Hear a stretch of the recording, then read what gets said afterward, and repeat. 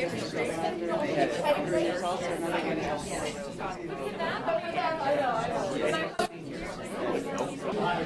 and we regulate it with the door. We'll do our best. Welcome and thanks for coming to Penn State. I'm Abel. We'll have a kind of packed lineup for today, but we're really interested in seeing what will work in your classrooms as we kind of present some ideas that we hope you'll be able to pick up on. But we want to have a kind of really free exchange and discussion about what might work, what might not work. I know that you're all teaching at different levels, and so it'll be kind of learning experience, I hope, for all of us.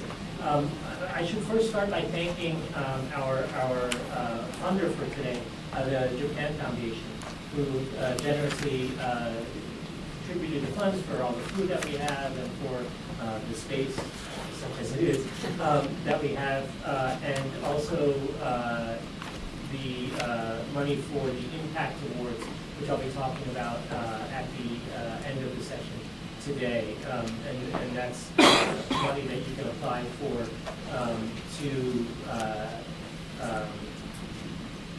basically it's as a reward for showing us that you were able to implement some of the things and discussions from today in the classroom. So the other people to thank are April Cole, who just left, but I'll thank her again at lunchtime when she's here. Sarah Lyle Holmes and Nicole Forst in the Center for Global Studies here, who have really helped put everything together. So the packets of information you have, our website, the registration, all of that went smoothly, I think, because of them. One of the purposes of this, from our standpoint here at Penn State, why we do something like a K-12 workshop on the topic in which we teach, is we're all very committed to having a kind of early line to what we're doing here for our classrooms here on campus. And so we see the work that you're doing in your classrooms around the state as being kind of feeders for what we're going to do with some of those students eventually here. And so, we're all very excited about the fact that this many people have shown up today, and hopefully will be implementing some of these lessons about Japan in their own classrooms. One thing to try to give you a little bit of context from where we're all coming from. The kind of brief history of the study of Japan in the United States is something that is, as you can imagine, a difficult topic, right? It started really in World War II when people started studying about Japan. There's a big push, just as there's a push after 9/11 for people to learn Arabic, there's a big push during World War II for people to learn Japanese for military strategic reasons, right? And this was happening at colleges all across the United States. So that's the kind of first wave of Japanese studies in the United States. There was another wave that kind of followed the war almost immediately, and it was kind of a reverse course from this kind of militaristic, strategic education profile, and that was a attempt to kind of educate the American people that, well, Japan wasn't all about a warring society. It's not all a bunch of militarists, but rather there's some people there who cultivate the arts. And so things like ikebana, flower arranging, and things like this became part of what was being taught in the 50s and 60s. And then soon after that, that slowly kind of transitioned between 50s and 60s into the 70s and 80s, where it started to become more about economics, right? And people taking business, interested in business, were more and more interested in Japan as Japan itself was sort of rapidly developing. So the study of Japan then sort of took this other turn, thinking about the way that Japanese companies organize, and thinking about the way that the Japanese government organizes to help Japanese companies in terms of nation building.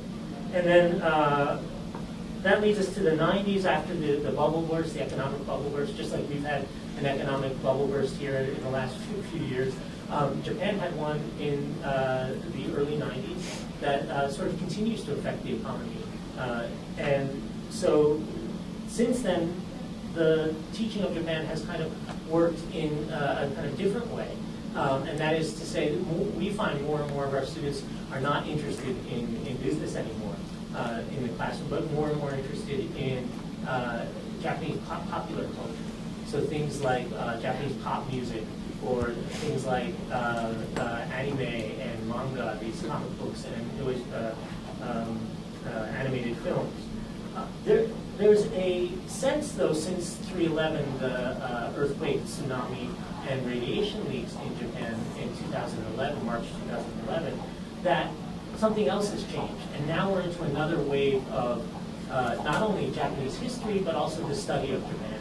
And I think in some of the talks today, you'll be hearing a little bit, a sense of maybe where that change is going. We're in the midst of that change now, and we don't know yet what the sort of new paradigm will be. But that's kind of the basic context for kind of our history of being educators about Japan and Japanese study. So I'll just kind of run through the schedule for today, and then I hope we can do some brief self-introductions. So after our self-introductions, Jessamyn Abel, who teaches in the history department here at Penn State, will be presenting on two both economic and environmental catastrophes, both Minamata, which many of you may have heard of, Minamata disease, and Fukushima. And this is a kind of a way to think about some of the ethical lessons you can find in history. Then we'll have Reiko Tachibana, who's talking back of the room now, talking about traveling voices of Japan, talking about some recent activity in Japanese literature. Then after lunch, we'll have Haruko Iwami, who leads our language program here, Japanese language program here, who will be giving a kind of basic introduction to the Japanese language, kind of the first lesson that you can think of it in the Japanese language, things to think about. And then finally, we'll finish with Charlotte Eubanks, who teaches pre-modern Japanese literature here. And she'll be talking about some of the origin myths of the Japanese nation state. So I'll just start with introductions, and maybe we just go around the room. I'm John Abel. I teach Japanese literature here and film here at the university, and also upper-level language. Jessamyn Abel. I'm in the history department. I specialize in modern Japanese history. And if maybe all of you guys could tell us just where you're from and sort of what level you teach, that would be great for us to know. My name is Jason Bryan. I teach grades 9 through 12, economics, U.S. history, and world cultures at Central Dalton East High School. Tim Carley from Harrisburg. I teach AP World History and World Cultures. I am Jody Kamen from State College Area School District, Ferguson Township Elementary. I'm a 4th grade teacher, and we teach every other year Japan. My name is Kelly Kaminsky, and I also teach 4th grade with Jody. Sue Feldman. I teach in State College as well. I have a grade 3-4 split, and we teach the 12-week unit on Japan. I am Julie Bechtel, and I teach 3rd grade in the State College School District. I'm Kristen Force. I teach at the State College Friends School, and we do about a half a year on Japan every year. Hi, my name is Sherry Knight, and I'm from, I'm middle school, sorry, 6, 7, and 8. Okay. My name is Sherry Knight. I'm from the Trinity Area School District, which is 30 miles south of Pittsburgh, so I'm way out of the way here. I'm a high school 9 through 12 visual arts teacher, and I teach a course called Asian Arts and Culture. I'm Micah Barbash. I work for the Central Intermediate Unit number 10. I teach at the Development Center for Adults up at CPI at Pleasant Gap. So I primarily teach adults, but I also teach an alt-ed class of high school at the Sarah County Correctional Facility. I'm Beth Bouya. I teach beginning Japanese language in Downingtown School District, Chester County. I'm Kathy Klein. I teach at State College, but over the Graveswoods Elementary, 4th grade. Stacy Lacatos from Williamsport. I teach at a private school, West Branch School, K through 2, multi-age classroom, and we are currently learning about Japan, and do it at least every other year or so. Bill Lundy from the Little Talk Township here at Williamsport, middle school math and social studies.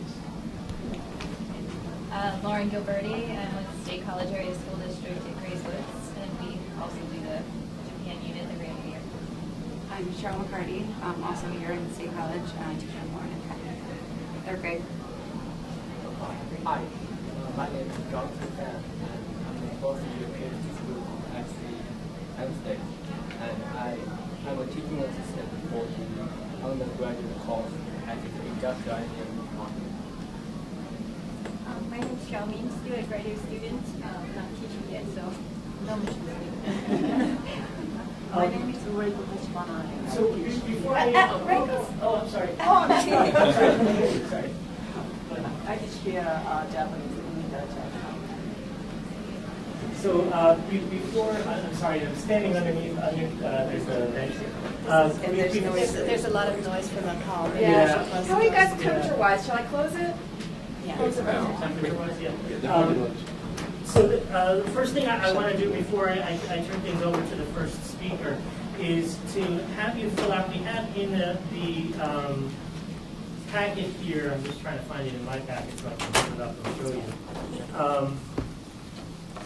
We have a pre and post workshop evaluation, two sides. We're going to give you the same evaluation this afternoon. And the idea is that we correlate the data from the two of these, and then we can show it to our funder that you've learned something perhaps today, at least in the classroom. But that's the idea. So if you could please just take a couple minutes and go through and fill out this pre-evaluation workshop, the pre and post one it says at the top. You don't have a packet? No, I just wanted to know if there was a way we could get a wireless signal. I thought I was connected, but I'm No, not. I asked them and they said without a PSU ID, You should be able to get an AT&T one if you want to pay for it for the day, but there's no guest one. I wonder with the PBS school, would there be any way we could get? They told me to ask a student for their ID. That's what the kid said. He said, find a student and they'll be able to do it. Among somebody, meet them up for their password. Sorry about that. You'll be fine. Take notes. Weird. You don't have a packet. Do you have extra packet? There should be two actually. Maybe people put the one. You didn't leave that down.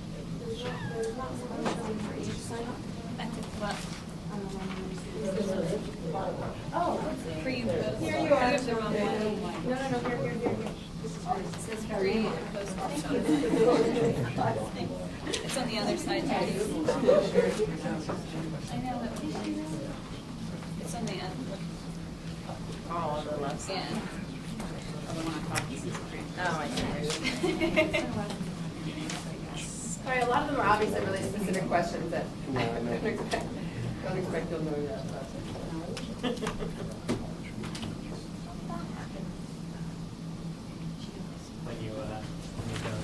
Do you want our names on it? You can put your names on it. It'll help us associate the data of yours before and after. But you don't. It's voluntary. You don't have to put your name on it. And we won't report your score to your students. Yeah, right.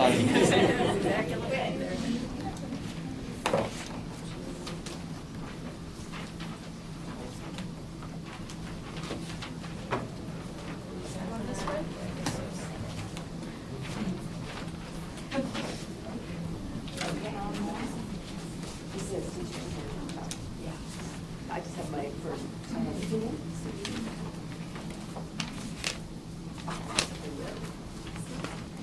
Thanks. We have this evaluation again in the afternoon, and then we have another evaluation. So there's a lot of this kind of paperwork. No, people leave their money. Yeah, they want to see what you've done. It's well spent.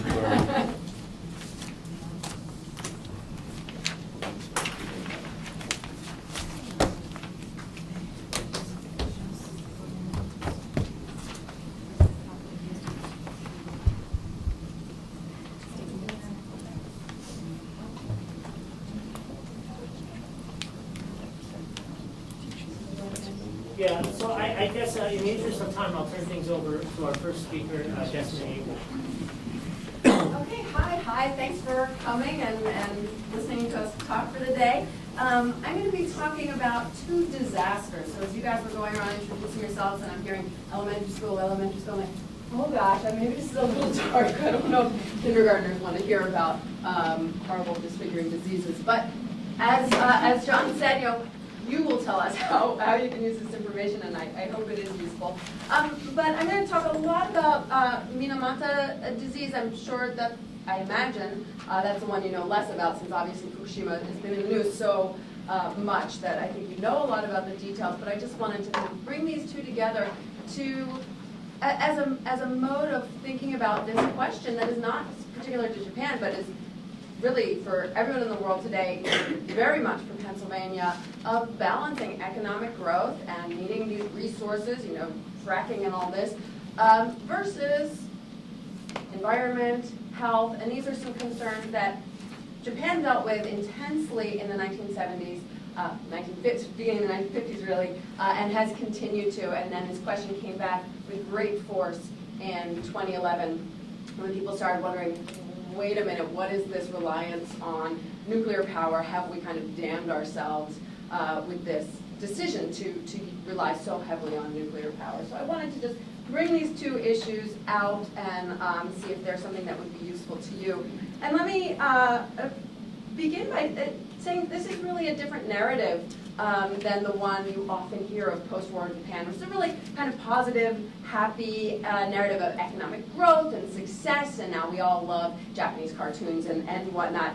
Kind of this idea of economic growth and technological progress, bringing, in the phrase of the early post-war period, the bright life into all corners of the country. But it's important to remember that that bright light had a real dark side. That's not something that was new in the post-war period in Japan. There had been a dark side to economic growth really throughout the modern period with labor, exploited labor. People complained about loss of tradition and uneven development. But in the post-war period, there developed a new understanding of this different kind of dark side, which is the environmental and health problems that can come from an intense sort of exclusive focus on economic growth at all costs. And that's especially true in the case of Minamata disease in relation to the chemical industry, which was a really important area of scientific innovation in the pre-war and wartime periods in Japan, and also was one of the big keys to economic growth in the post-war period. So that was one of the big areas that the government really promoted and ended up being a source of a major problem. So let me just kind of give you a sense of where Japan was coming from in the first couple of post-war decades. This is Tokyo at the end of the war, so clearly bombing has done quite a bit of damage, certainly in this city, but in various places in Japan. You get people sort of throwing up housing with whatever materials they can find, living in really cramped quarters as people are, soldiers are demobilized, people are coming back from the colonies that have been sliced off of Japan. You get these crowded conditions. It contributes to a tremendous spread of communicable disease, compounded by the fact that people are quite hungry. There's a bad harvest this year on top of losing the supplies that had been coming in from the colonies, and plus all these people coming back to Japan. And so this is a poster from the occupation period showing how children have suffered as a result of malnutrition over the course of the year.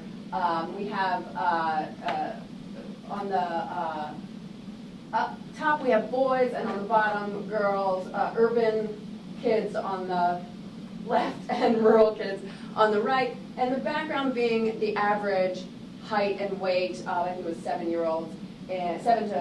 13-year-olds in 1937 versus that front image being 1945. So you can see everyone has just gotten, the average heights and weights have just gotten smaller, so hunger is really taking a toll. Rebuilding begins immediately. You can see this grocery and fish store set up right in the midst of rubble, people just kind of very quickly getting back to business. You got to sell food, you got to buy food, you got to eat, and so it's kind of rebuilding again.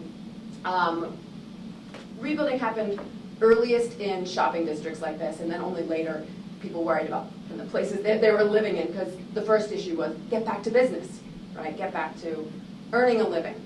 I wanted to kind of jump out of the narrative here to talk about some resources for post-war Japan, occupation period specifically, but also post-war Japan in general. As I was putting up these pictures, I thought, oh, well, people might want to actually find some places to get some resources on their own.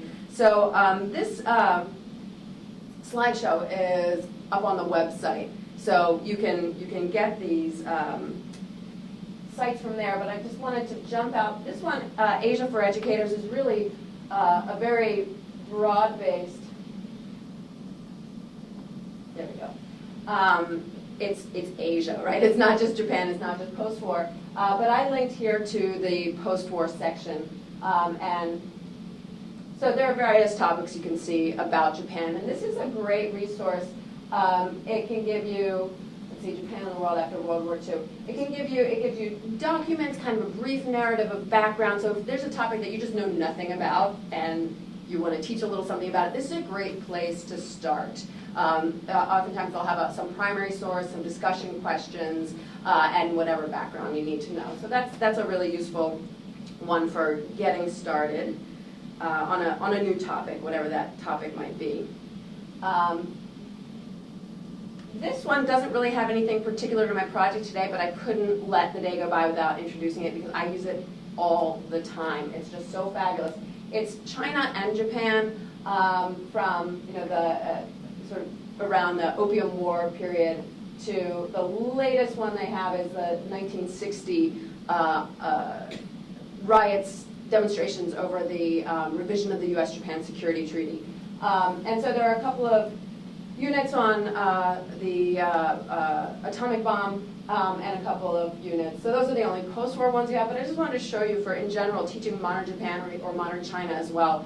These are really useful. There are essays and photo essays or artworks explained by various people. And so, this is just to give you a sense of what it's like. There'll be a picture with an explanation and a pretty good narrative. This is put together initially by John Dower at MIT, who is one of the most brilliant sort of people at bringing history to a level that anyone can understand and enjoy it. He writes great books as well. And then the last resource I wanted to introduce on post-war Japan is one that this is mainly photographs. A man who was part of the occupation in Japan with the occupation forces liked to take pictures, and he took a lot of pictures. And actually, just a few years ago, OSU put up this website of his photographs, and you can see it's divided. So there are a portfolio of photographs here, and urban images, cultural images, so whatever you're particularly interested in.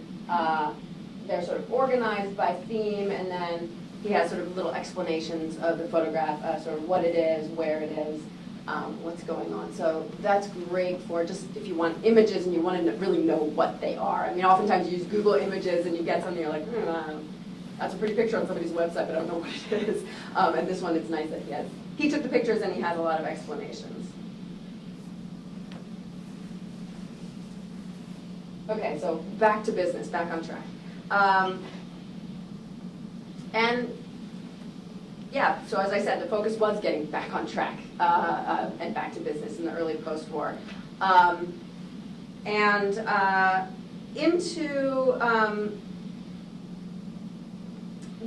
These images of destruction and distress and starvation that I've showed you really led to a situation where this wartime culture of sacrifice for the nation didn't go away, but it was shifted into the economic sphere. And so people continued to think, okay, we're going to sacrifice for the country, for the good of the country, for the greater good. But that greater good is now about economic growth, right? Not about winning a war. So directed toward economic recovery. And the phrase economic miracle used to be one that you'd hear a lot. I said that to students the other day, and they're like, I don't know what you're talking about. So maybe that's not a popular phrase anymore. So I think I can stop the part of my lecture where I say it's not miraculous. It was these things, right? It's not. It wasn't a miracle, right? It was understood market forces as well as strong government guidance, guiding economic growth and contributing to economic growth. But it's important to remember it also had roots in the economic changes of the pre-war and the wartime period. And I mentioned the chemical industry was a big part of that. So heavy industry, chemical industry, shipbuilding, heavy machinery like that was important, but also these chemicals. And into the early 1950s, there was continued concern about these basic necessities. Are people getting enough food? Do they have shelter? Do they have enough clothing to wear, right? But then by the mid-1950s, famously, the 1956 government economic white paper stated, the post-war is over. The post-war is over. So it means, okay, the war was over quite some time ago, but now we're not even in this post-war moment. We're not worried about constantly, are we going to starve to death today? Do people have enough to eat? But rather we can focus on a higher level of economic growth, right? Basics are being met. Let's kind of move to a higher level of production and consumption. In 1960, Prime Minister Ikeda announced the government's income doubling plan. And this was a plan designed to bring about the doubling, unfortunately not of each individual's income, that would be nice, but of the national income over the course of the decade from 1960 to 1970. Oh, and I forgot to start by saying, you have some documents that I use in the classroom to teach this, and I wanted to share them with you as something, you obviously don't have to read them, and I didn't assign any homework. But if you want to take a look at that with this, that might be useful. So there are some 2 photocopied, printed out pages from a book called like the Economic Planning of Japan or something like that. So 2 documents together on sort of 3 photocopied pages that are separate. So here, when I'm teaching students about this, I break out of the lecture and I ask them to pull out the documents that they have read, hopefully, for homework. And I've given them discussion questions that are generally the questions that I leave within class. And what I try to have them get out of this first document on your handout, which is the Economic Planning Agency's explanation of their plan, of this income doubling plan. And John, can I have yours? Forgot mine. And what I try to get them to identify in this document is sort of why is the government saying it wants to do this? What is the reason given for trying to expand economic growth? And usually it's in the first paragraph, so usually they can pick that out pretty well, that it's about raising living standards. Right? And there are some other details, but the idea is that this is not just about economic growth for its own sake, but the purpose is to make people's lives better. Some of the other things I want to have them pull out is how is the government going to do this? And the document really emphasized chemical and heavy industries, right? Machinery industries, right? So they can see this is going to be the focus of growth. We're going to worry about making chemical and heavy industries stronger, and that's going to help the people of Japan by raising their living standards. Everyone's going to have jobs. It's going to even out disparities between urban areas and rural areas, even out disparities between big successful companies and little struggling companies. And so some nice ideas, but they also start to see some potential problems. And thinking about this together with Fukushima, another thing they talk about is the necessity of a cheap source of fuel. Right? And that obviously becomes important in so many ways, that economic growth is reliant on some inexpensive source of fuel.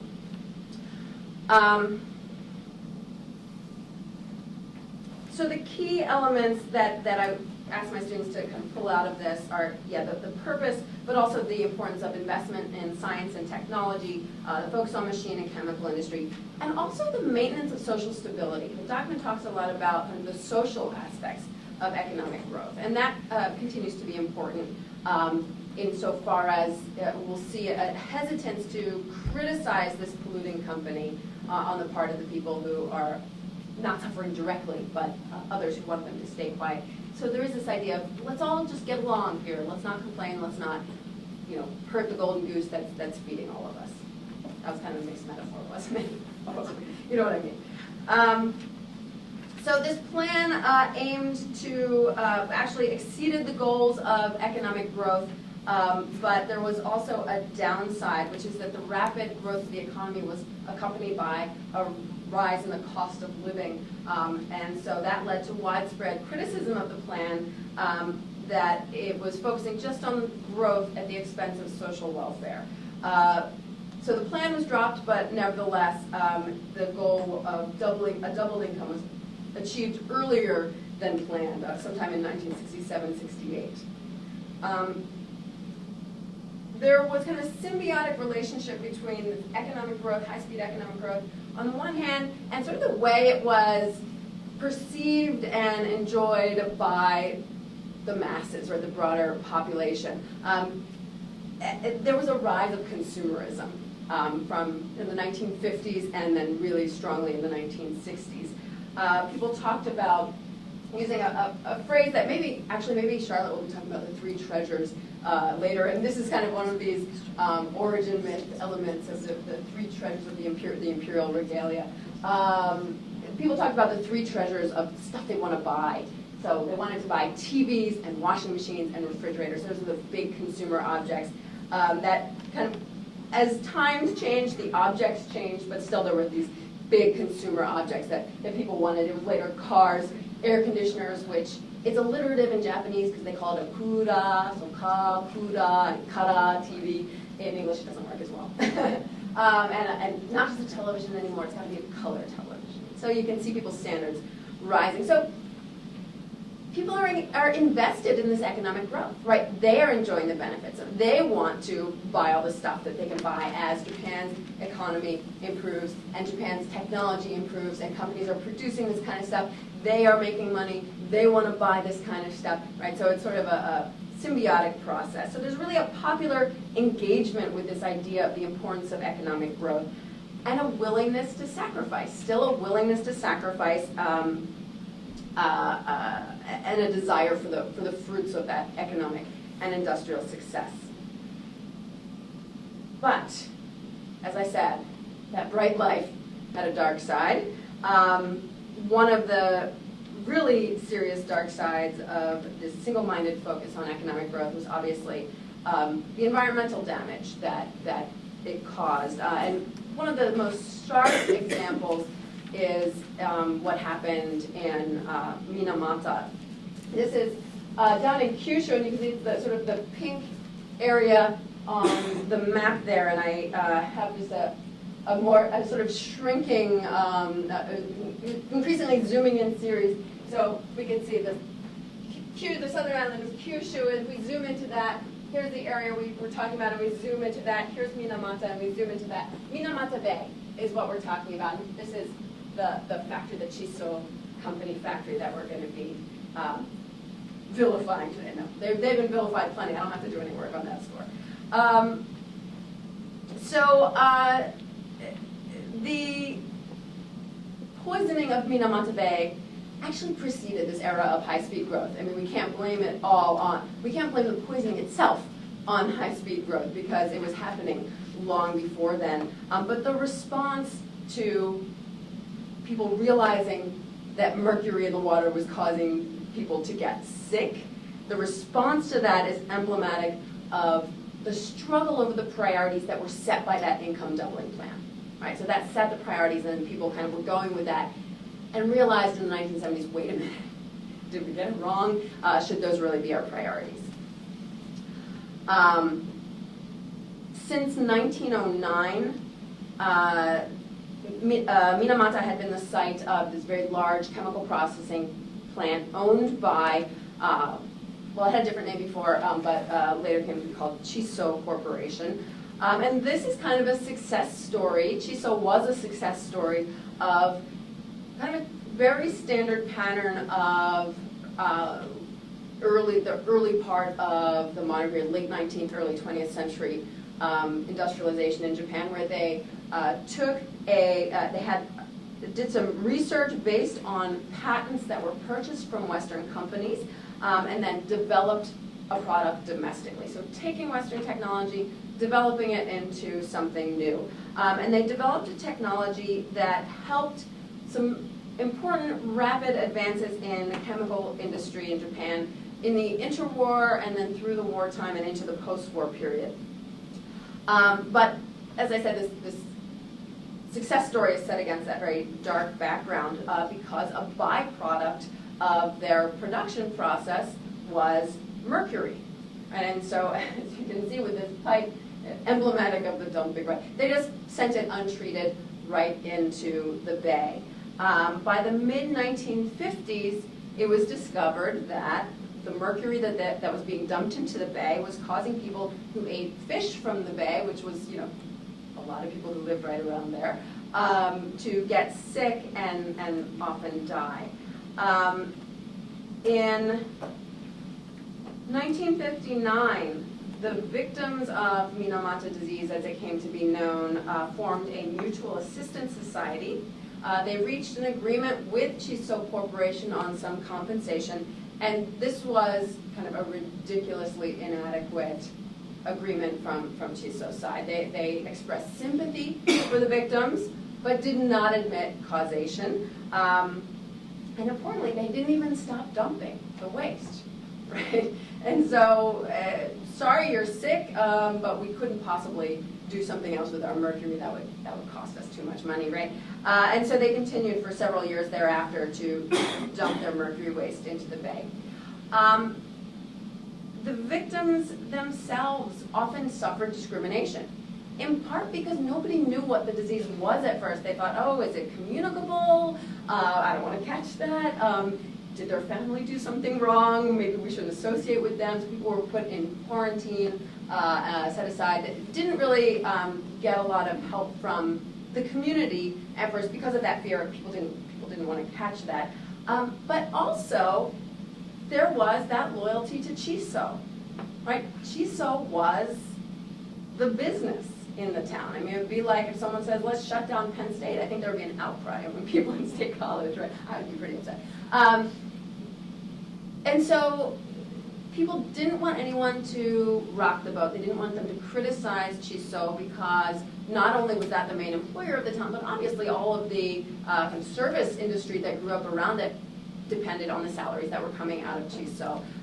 So everybody in the town really relied on this big corporation to keep the town alive. And so they didn't want any kind of sense that anything that was going to hurt Chiso to happen. So the victims were not urged to push for compensation. And just to that point, I just wanted to read you a quote from a symposium a few years back.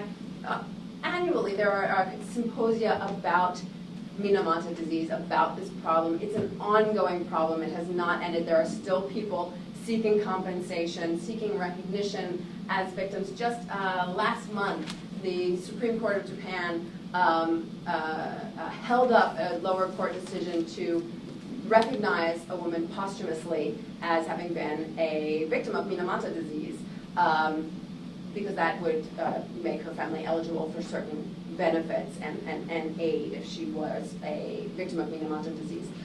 So this is something that, you know, whenever I teach this topic, I just type in Minamata into some news search engines and come up with the latest. There's always been something in the last month or so, the latest news on Minamata. So it's always something about it, something happening. So a few years ago, there was a symposium on the disease, and a doctor who had been involved in treating it since the 1950s, since the very start of it, said, the Minamata issue broke out in the process of Japan's post-war construction, which bolstered the livelihood of each of us. In that sense, I believe that not only Chiso, the state and local governments, but all of us need to accept responsibility for Minamata disease. Right? We all sat there and watched it happen and let it happen. So it's not, we can't just blame the company. We can't just blame the government because we're all culpable as well. And in a sense, the entire Japanese, not just the people of Minamata, but the entire Japanese nation was so focused on industrial development at all costs that you can see, in a sense, there is a shared guilt. But the problems of Minamata started to challenge that consensus on economic growth at all costs. Right? This presented a challenge to that idea. The first victory, real victory, I mean, you can't call that 1959 agreement much of a victory. The first real victory came through the courts. There was another case of industrial poisoning discovered in the north of Japan around the same time, and so the victims of these two big cases of industrial poisoning got together with another two cases. Obviously, it's not just happening in Minamata, right? It's happening in a lot of places. 4 different sets of victims got together and filed suit, and they were kind of referred to as the Big Four of the pollution movement. And in 1973, the Minamata plaintiffs won the biggest tort award in Japanese history. So this was a big moment to say, look, these guys have been through a lot, and we owe them, right? They are owed compensation. But things went beyond the courts, and the second document that you have is a statement by Minamata victims who are staging a sit-in protest. And this is, I think, the more interesting of the two documents, or the students definitely get more into this one when I teach it.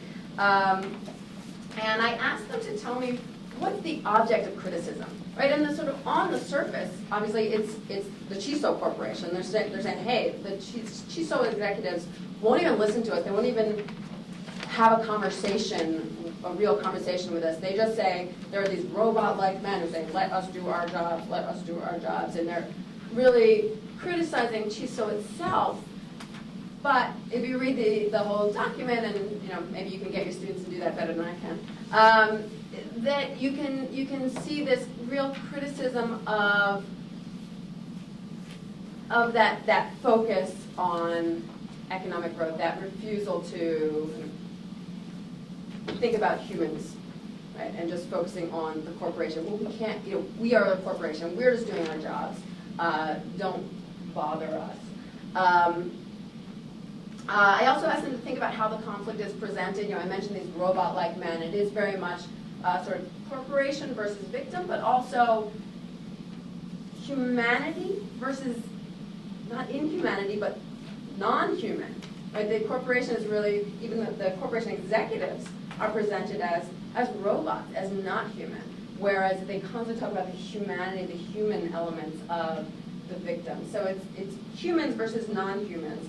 And then I finished by asking them what kind of change the protesters would like to see in Japan.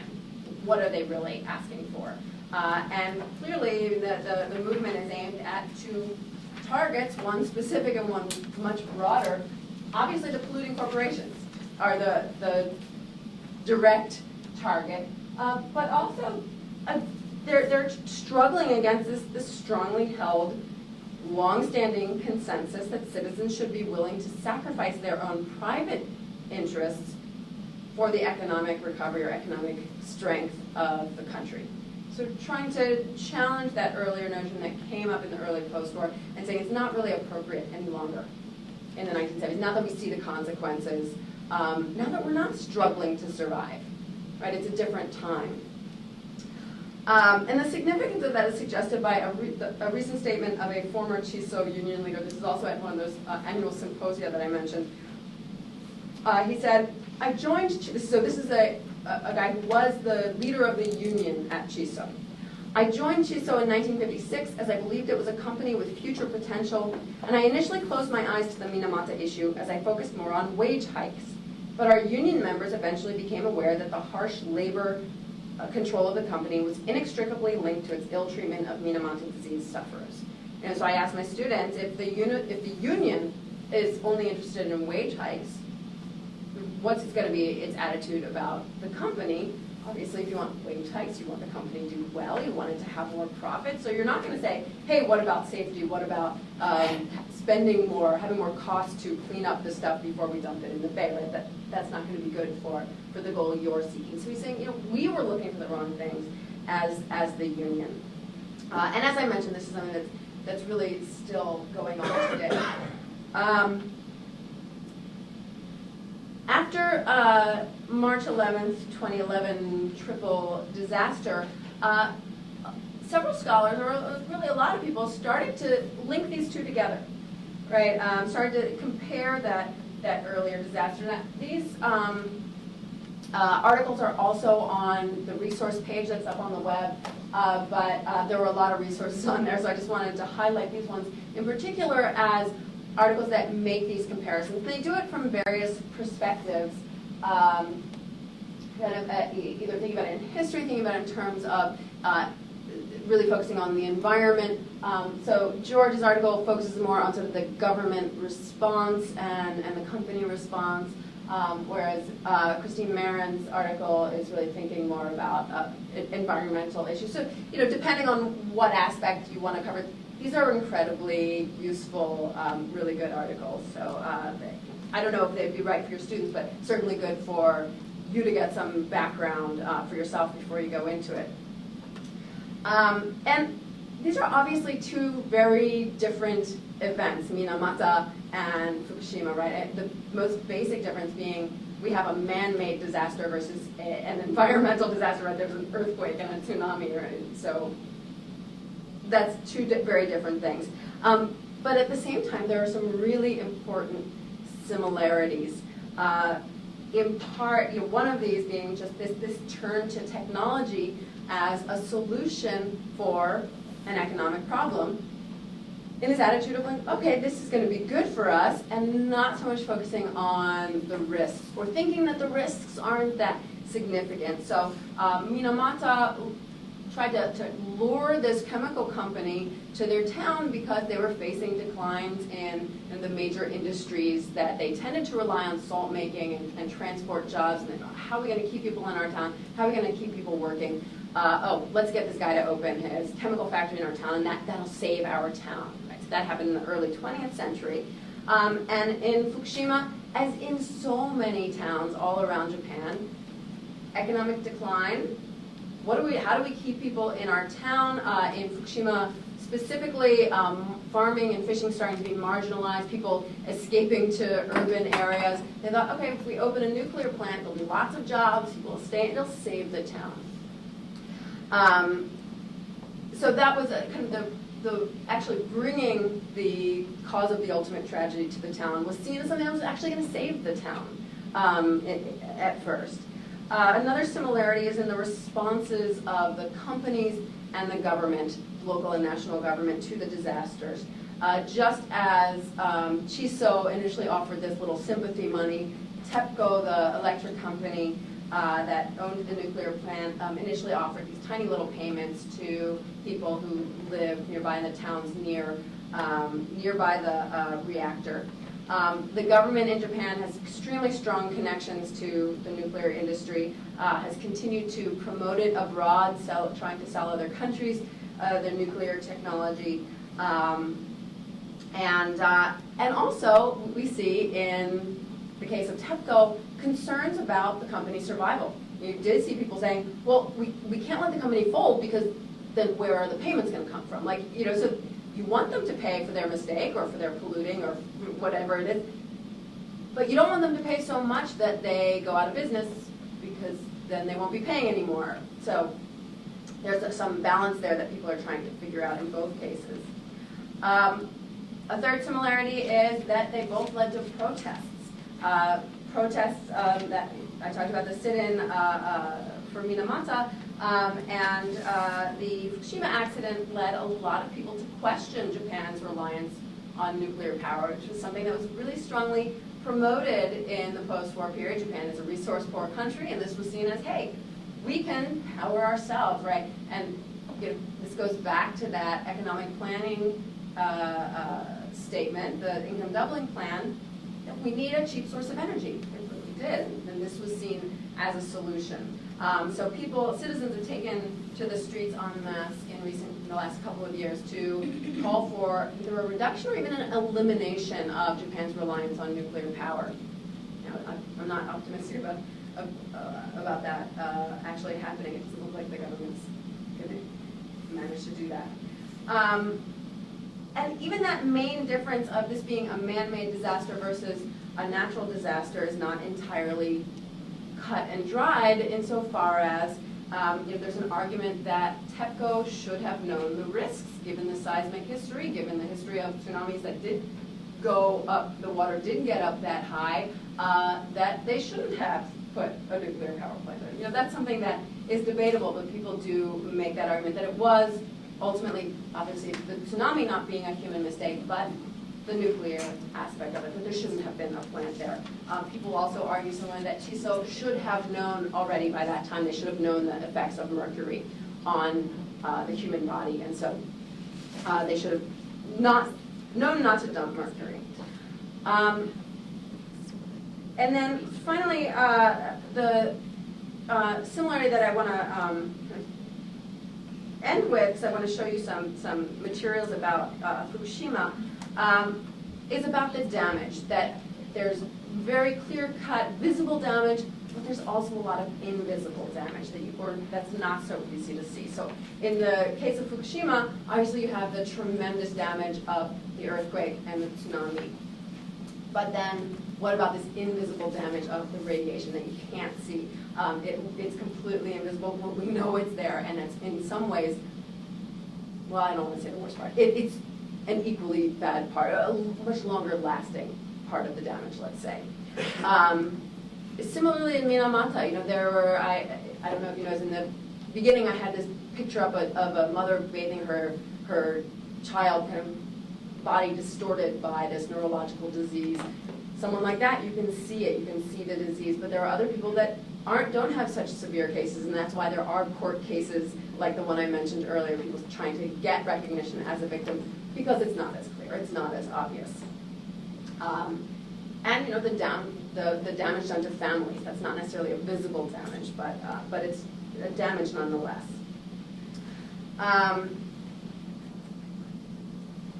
So I wanted to now introduce a couple of, or actually really for the classroom, one resource on Fukushima. And this is not, the comparison I'm making is really between the disease and the nuclear accident. So this is stepping aside a little bit from my topic, but it's a really useful resource, so I wanted to introduce it anyway if you want to talk about the impact of the tsunami. So this is sort of the visual images. There is this is a documentary, this Kyo Mamoru, Protecting Today.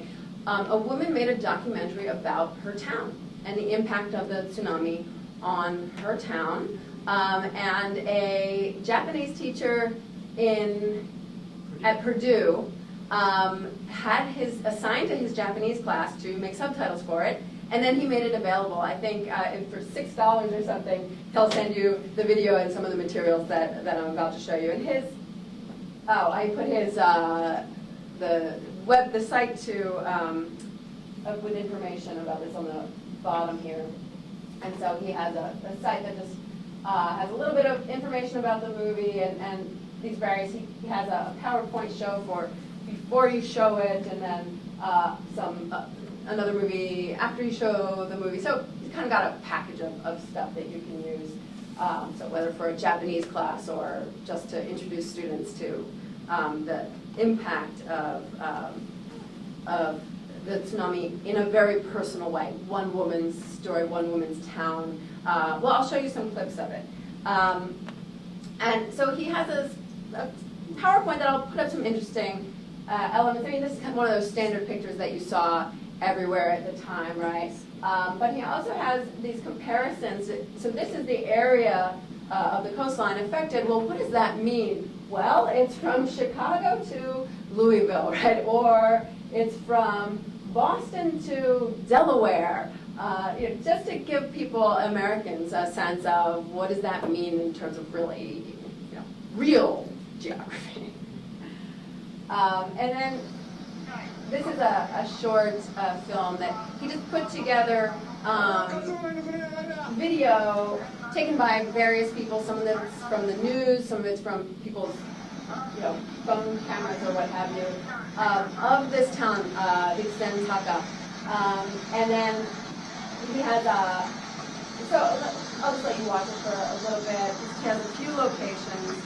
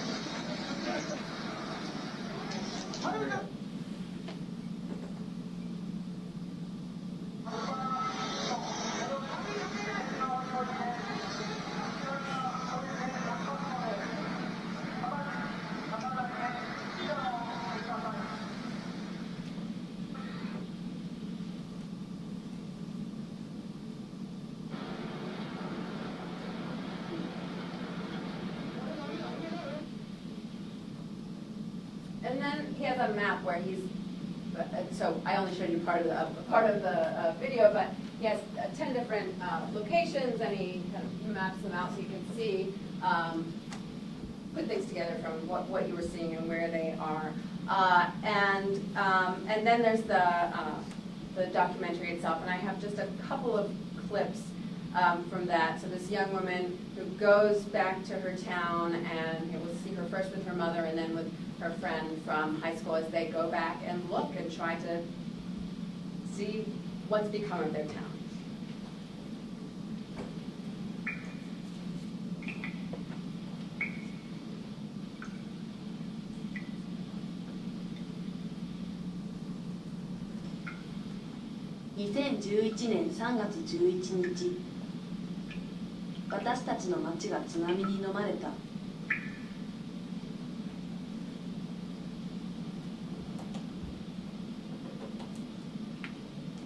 テレビで見たのと違う死体みたいな瓦礫。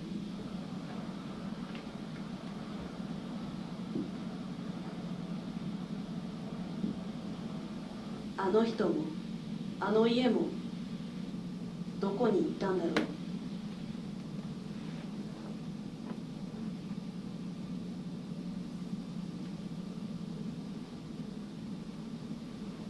この間楽しい成人式があったばかりなのに、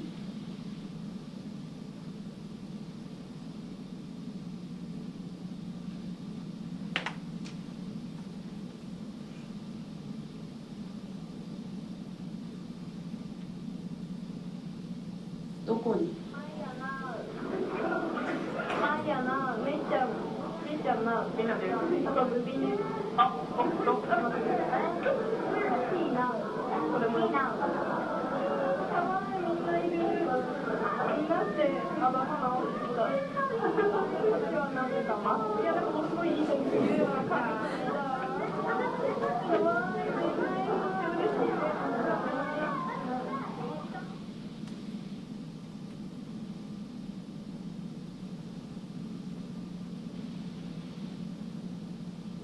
どこに行ったんだろう。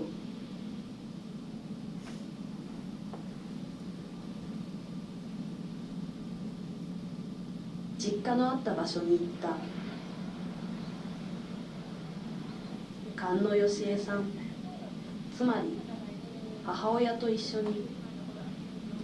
この辺だな。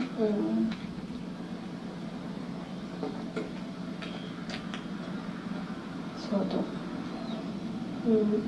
この辺の通りを。もう全部見えるようになってしまったもんな。壁なくて。家もなくて。みんな何もなくなるとどこに何があったか全然わかんないよね。自分で歩っててもよくわかんないもんね。最初の道しかないからさ。でもね、確かにここにね、あったことには間違いがないんだけど。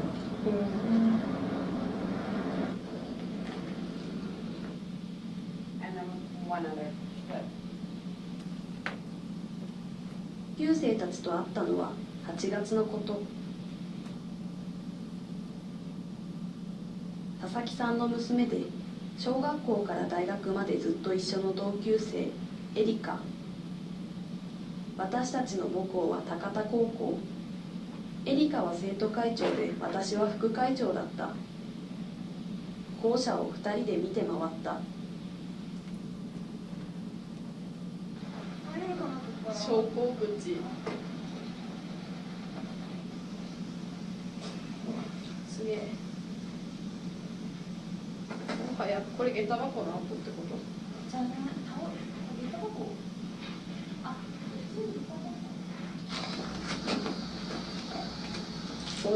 なんか放課後とかに練習してるところに生徒会終わりとかにそうだ、侵入してても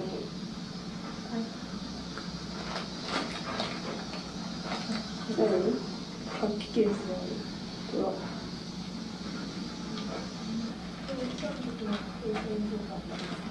どれ？これはこのピンクのやつ。剥がれかけてる。懐かしいね、なんか。懐かしいね。演劇の手伝ってた。そう。ここにエリカがいた。どこ？ほら。ここに。本当だ。長木ちゃんとか。結構最近のやつだね。本当だ。俺これに入ってるから綺麗じゃんね、中の世界。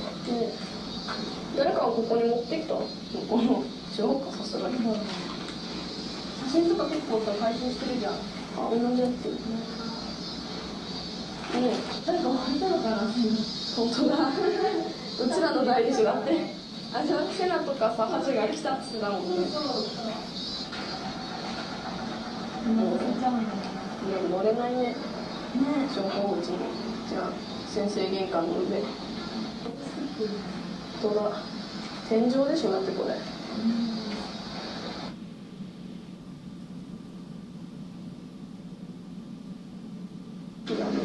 なんかおかしいもんね。だってさ、1階から何が見えるんだよね。本当に3階ぐらいだったら見えたけど、見える。なんかもうどっから見ても海見えるよね。Anyway, you get the picture. Kind of walking around, just trying to identify what was this, where was my house, everything just gone. To really seeing the impact in this personal way as they walk around and share their memories about high school. And she interviews various people and talks to them about their lives. Another film based on interviews is one that I wanted to show you a clip to suggest like this invisible damage, right? And this is a film called No Man's Zone, and the director and film crew went into this evacuated area, one of the areas with the highest radiation levels, just to interview people who were still there and talk to them. Well, I just chose one short clip that I'll just go ahead and show you. This one is a little bit harder to get your hands on, so I don't know that you would actually be able to use this, but I just wanted to show it to you as a kind of an interesting view of the other side of the damage, the other aspect of the damage.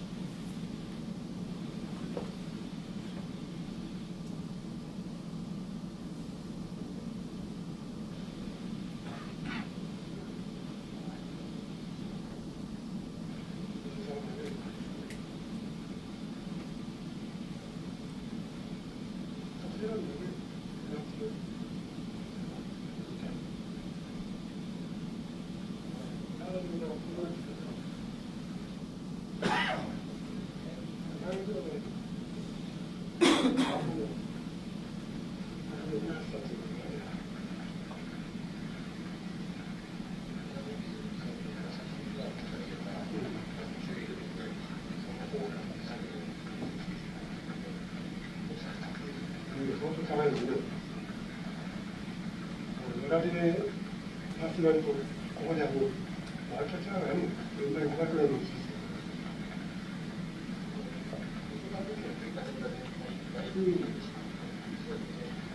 最後の見えですね。これ、冷たい。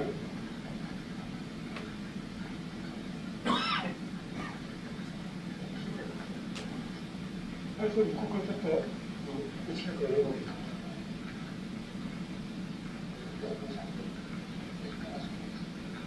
そうです。私はもうそんなような感じで。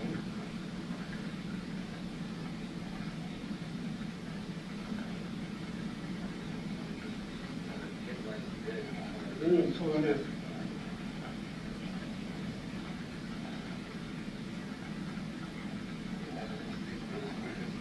そうだね。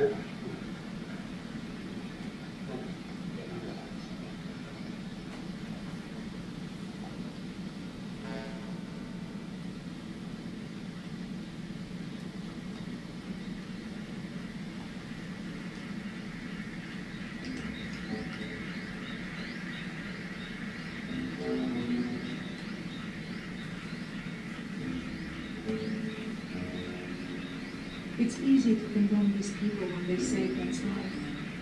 Or in Japanese, shogunai. Some of us even become angry against those who don't express anger. But wouldn't that anger be just an basic reaction of fear when we see things but we can't make sense? Seeing is believing. Images were supposedly the ultimate means for our civilization to comprehend, to control, to conquer, and exploit the universe. But at the end, everything we have seen seems to have lost meaning when facing images of disasters that we cannot see. When meaning is lost, we tend to start doing stupid, desperate things. But not these people. They are the ones who are really facing all what may seem to be absurdity, who must be the most desperate.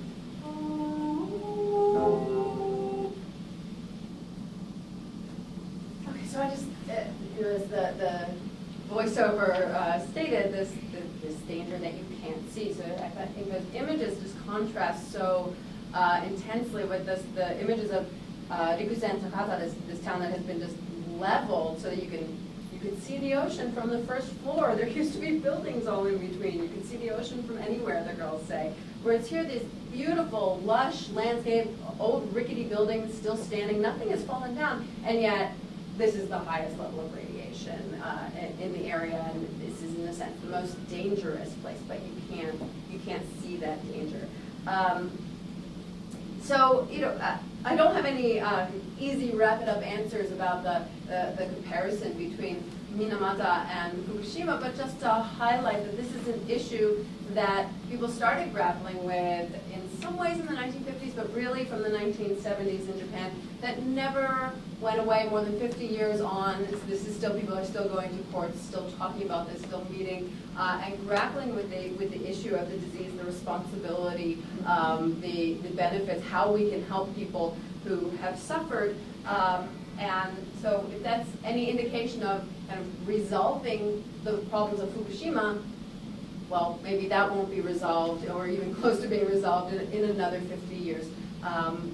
It's hard to say, but just also as a way to highlight that economic growth and development, while we all want it and it's great, also carries risk, which is not to say that we shouldn't have it, obviously, right? But I think that would be a really useful thing for students to think about, and so I wanted to kind of present that as a possibility, some ideas for you guys to maybe make use of in your classroom. So I wanted to, since we do have just a few minutes left, if you have any questions or ideas, things that popped into your head that you want to share maybe with your fellow teachers, give you a chance to talk for a little bit, or to ask any questions if you have questions. I have a question. Did the government downplay the effect of the Minamata the way they did at Fukushima? I remember how they said initially there was this, the evacuation zone was this small area, and then it kept getting larger and larger, as I recall when that happened. Was that similar? I'm not sure if the government itself did. I haven't read extensively about the government involvement. Certainly, obviously, CHISO did try to do kind of as little as possible, just as needed, and I mean, not continuing to dump. One of the articles that I have up on the resource list, I think it's Timothy George's article. He talks about, he makes a comparison about authorities, not government, but authorities dealing with the pollution, and he says there was this stunt where the mayor of Tokyo drank a glass of water to show, look, it's fine, you can drink it, and it really mirrored something where maybe the CEO or something of CHISO drank some water that had come. It turned out it wasn't water coming out of the thing that was poisoned with mercury, but did this public drinking of water to show, look, it's safe, it's fine. And so there are definitely comparisons, whether it's exactly right for spot on for what the government was doing. There was a lot of criticism that the government wasn't doing enough. Whether they actively tried to cover it up, I don't know the answer to that.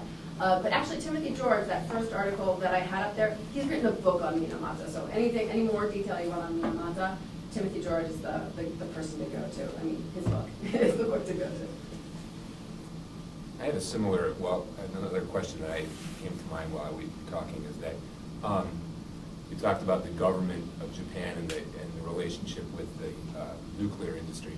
Do you see that as being similar to the fossil fuel industry here in the United States and its impact on the government? Yeah, I think it is very similar, especially with the sort of structures of regulatory bodies being their interests being sort of divided. There are a lot of, I know the details about Japan better than I do in the United States, but from what I read in the news about the U.S., it does seem very similar. The regulatory authorities in Japan often have personal connections with the, maybe after they retire from the regulatory body, they expect to get a cushy job with the TEPCO or whatever, nuclear aided company. So they have a personal interest in not being too harsh because they want that job later. And that's something endemic to the Japanese government, actually. So there are very similar kind of situation there. Yeah. That's similar to our regulators becoming lobbyists. We're right, very exactly. much in the same situation. Yeah, yeah. Other questions, comments, ideas that you guys want to suggest to each other? Yeah. Yeah. I wonder if there are cultural factors that play in, and I don't mean to overemphasize this, because certainly, like in America and Japan both, we have like a culture of institutional solidarity, being, against problems of individual human worth. But are there some cultural factors that have played in too, like aversion to physical deformity? I know I don't know how it is now, 30 years later, but I know like special education in Japan took place in far out of the way places, and if a family had a child that was born with cerebral palsy, that child was likely to be placed in an institution and not be part of the community. If, when the disaster happened in Minamata, was there kind of a, they had the experience with post Hiroshima and Nagasaki too. I don't know. Well, in both of those cases, there was some aversion. Some of it, whether it's a cultural aversion to human beings deformity that may be part of it, but there was also this sense of not wanting to catch it. Yeah, human right? beings have an aversion to other people's suffering in general. It's yes, scary. Yes. But I wondered if there's anything in Japanese culture that how they deal with that.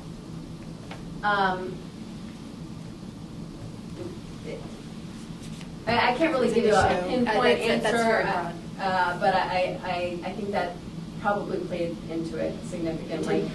Delay in dealing with the quite possibly, but again, as you point out, there's also that human element, sort of people around the world who are like, whoa, wait a minute. It's probably more of a historical problem though too, and not a cultural one, because we've had that problem historically in the United States too, where cerebral palsy was also, at another time was also pushed away. So it's a matter of coordinating history timelines, right, of when these cultural things. Yeah, different cultures form. embrace people with handicaps and disease, I think, in different ways. At different times, At different right? times, yeah. Right, so the culture Yeah. changes over history, so is it about Japan, or is it about the sort of the way that particular history has developed, right? At that moment, Yeah. Yeah, some of these changes have just happened recently. I was in Japan in 2005 and met with government officials regarding education and special education, and inquiring about special education. There was not a need for it because everybody was equal and everybody could learn. And that was just in 2005. So things have certainly changed, and now they're recognizing that there is a need for special education and things like that, but it's only been recently.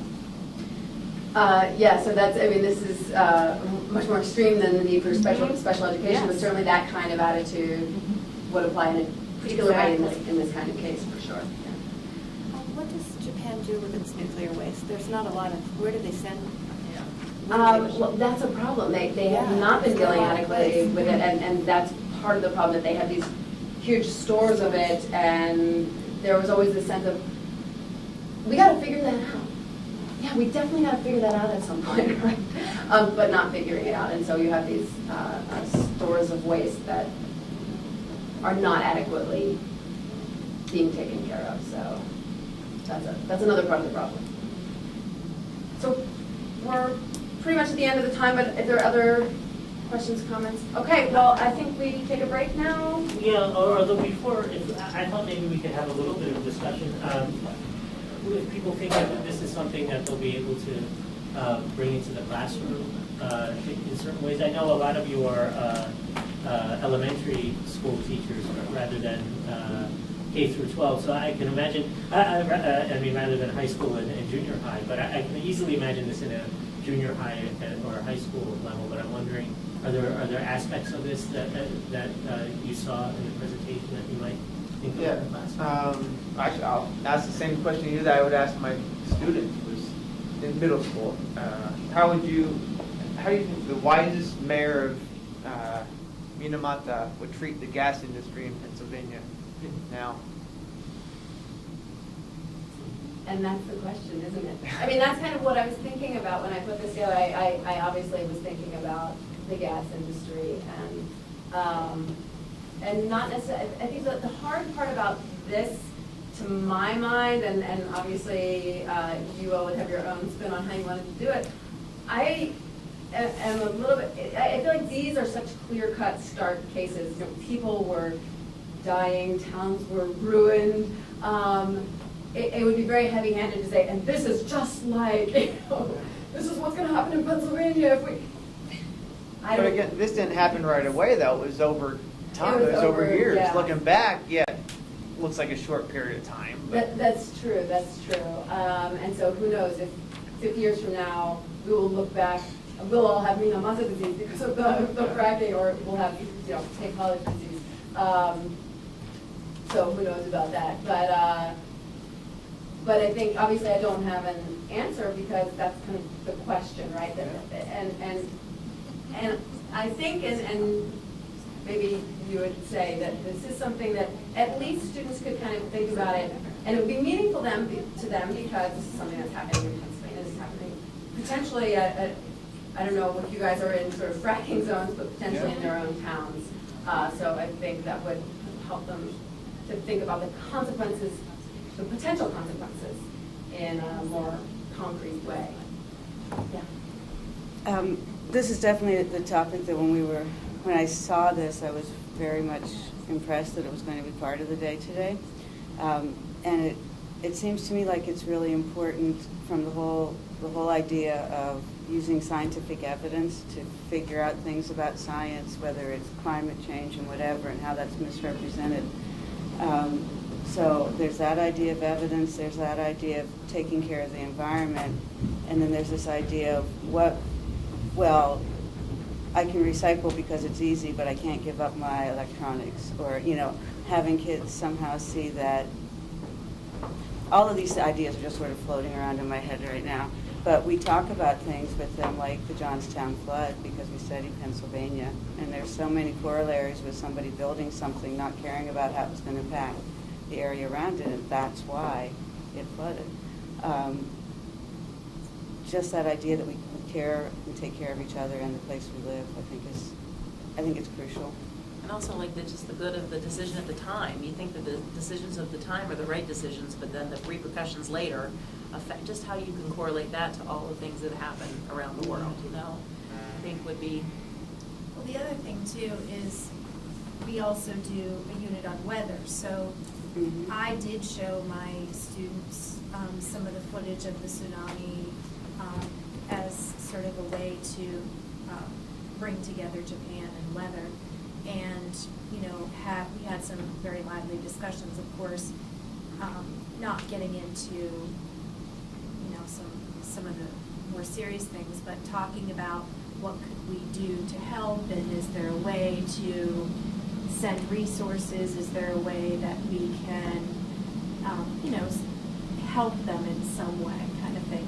And then also, we do energy and electricity, and we've had speakers come in and talk about nuclear energy and hear about various types of energy, and then almost doing like a debate and making a decision, which one do you think is best and why? You know, here's the pros of this kind of energy, here's the cons, here's the pros of this kind of energy, here's the cons.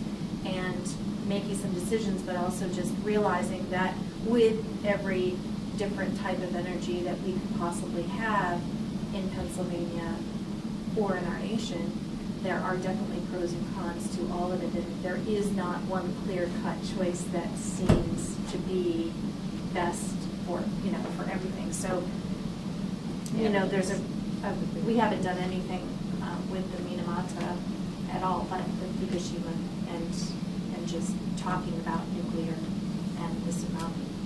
That photograph that you have was on Time Magazine, wasn't it? Or Look Magazine or something like that? Which the photograph of the mother bathing her daughter. I remember that. It's a very famous photograph. Yeah, there was a photographer who went around, I think back in the 70s, I can't remember. There's definitely a magazine cover. Who took a series of photographs. And I think this mother, I kind of remember a story that she later kind of said, wait a minute, I don't want these pictures of my daughter out, and there were some limits on what you could do with it. I'm not sure I quite clearly remember that, but this is, yeah, one of those iconic photos.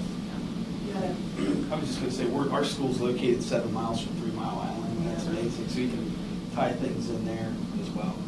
And it's amazing how many students don't know what 3 Mile Island is, and they live right there. Oh, really? Yeah. So sometimes playing on these distance things, using Japan as this safe place to talk about this thing going on, and then bringing it back to home can kind of pack a wallop.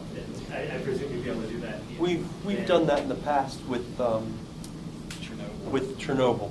So we've compared Chernobyl and the deaths that are there, and then 3 Mile Island, and they're able to see it. But yeah, most kids don't know.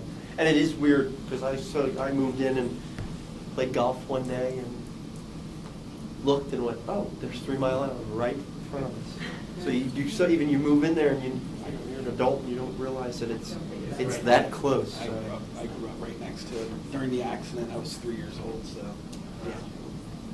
Well, I think we should take some time. Let's rather than a 15-minute break, let's have a 12-minute break and meet back here at 40 after. 26.